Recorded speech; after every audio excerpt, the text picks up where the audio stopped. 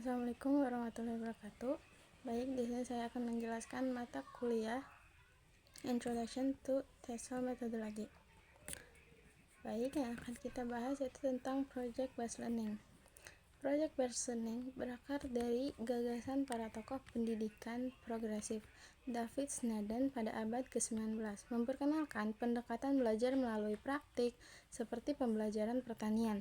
Selanjutnya, William Hurt Kilpatrick pada tahun 1900 menekankan bahwa siswa memperoleh pengetahuan dengan membuat proyek yang sesuai dengan minat dengan perbedaan individual.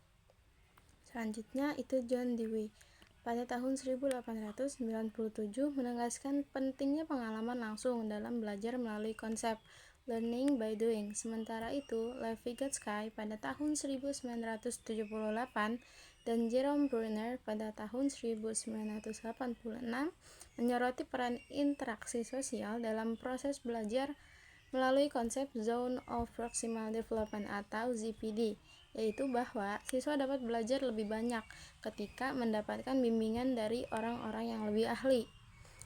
Menurut Ruben Vidal pada tahun 1993, Project Based Learning merupakan metode pengajaran yang sistematis untuk mengembangkan keterampilan bahasa, kemampuan berpikir, dan kepribadian global siswa melalui kegiatan proyek yang bermakna. Dalam metode ini, guru tidak lagi menjadi pusat perhatian, tetapi berperan sebagai fasilitator yang membantu siswa menemukan sendiri konsep, prinsip, dan pengetahuan yang relevan. Dengan demikian, PBL mampu melatih siswa untuk berpikir kritis, memecahkan masalah secara mandiri, dan bekerja sama dalam lingkungan belajar yang reflektif dan kolaboratif.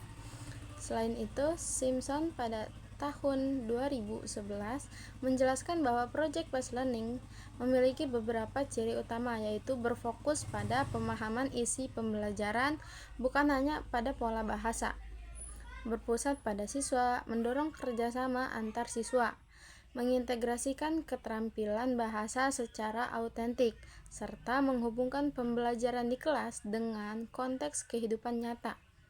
Siswa dapat mengekspresikan pemahaman mereka melalui hasil proyek seperti presentasi, video, laporan, atau produk kreatif lainnya. Adapun langkah-langkah penerapan PBL menurut Twingley dan Stanley pada tahun 2000 dan Markham et al. Pada tahun 2011 meliputi 6 tahap utama, yaitu yang pertama memilih topik proyek atau selecting topic, yang kedua merencanakan kegiatan atau making plan, yang ketiga yaitu melakukan riset atau researching, yang selanjutnya itu mengembangkan produk, developing the product, yang kelima yaitu mempresentasikan hasilnya atau resultnya, dan menilai hasil proyek atau assessing the project. Melalui tahapan-tahapan tersebut, siswa belajar untuk bertanggung jawab terhadap proses dan hasil pembelajaran yang bekerja dalam tim, serta menghasilkan karya yang inovatif dan bermakna. Berikut adalah contoh-contoh aktivitas pembelajaran berbasis proyek atau PBL, yaitu contohnya itu merancang kampanye media sosial untuk isu lingkungan. Siswa dibagi ke dalam kelompok-kelompok dan diminta memilih salah satu isu lingkungan nyata yang terjadi di sekitar mereka. Misalnya, sampah plastik, pencemaran udara, penurunan kualitas air, atau konservasi energi. Setelah itu, setiap kelompok merancang sebuah kampanye media sosial yang efektif untuk menyadarkan komunitas sekolah atau lokal terhadap isu-isu tersebut. Kampanye mencangkup riset, data, dan fakta tentang isu, pembuatan konten atau poster digital, video pendek, atau infografik, atau strategi penyebaran media sosial sekolah, Instagram, atau YouTube, atau blog-blog lainnya, serta rencana pengukuran dampak, misalnya survei sebelumnya dan sesudah kampanye tersebut. Bisa menjadi proyek yang nyata dan proyek antar mata pelajaran atau lintas kurikulum. Misalnya sains ke bahasa Inggris, atau bahasa Indonesia, atau teknologi informasi, atau seni atau komunikasi. Tahapannya itu menyesuaikan prinsip PBL yang sudah disebutkan. Yang pertama yaitu selecting topic, yang kedua making plan, yang ketiga researching, yang keempat developing product, yang kelima sharing result, yang keenam yaitu assessing the project.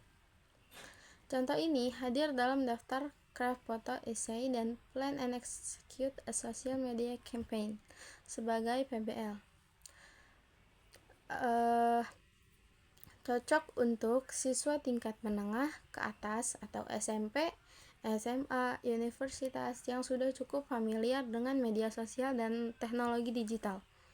Memberikan konteks nyata dan relevan tentang isu lingkungan yang membuat proyek itu bermakna. Menggambarkan atau menggabungkan banyak keterampilan, misalnya riset, literasi digital, bahasa, seni, kolaborasi tim, bisa memecahkan masalah, dan refleksi dampak-dampaknya. Keunggulan atau advantage dari aktivitas ini menghubungkan pembelajaran dengan dunia nyata karena siswa melakukan aksi terhadap isu-isu aktual tersebut. Memotivasi melalui media sosial yang hidup dan relevan dengan kehidupan siswa. Memberi kebebasan kreativitas dan pilihan dalam menentukan isu-isu tersebut, format kontennya, serta strategi penyebarannya, dan mampu atau bisa mendorong pengembangan keterampilan abad ke-21, kolaborasi, komunikasi, critical thinking, literasi digital, dan tanggung jawab sosial. Baik, itu saja yang bisa saya sampaikan. Terima kasih. Wassalamualaikum warahmatullahi wabarakatuh.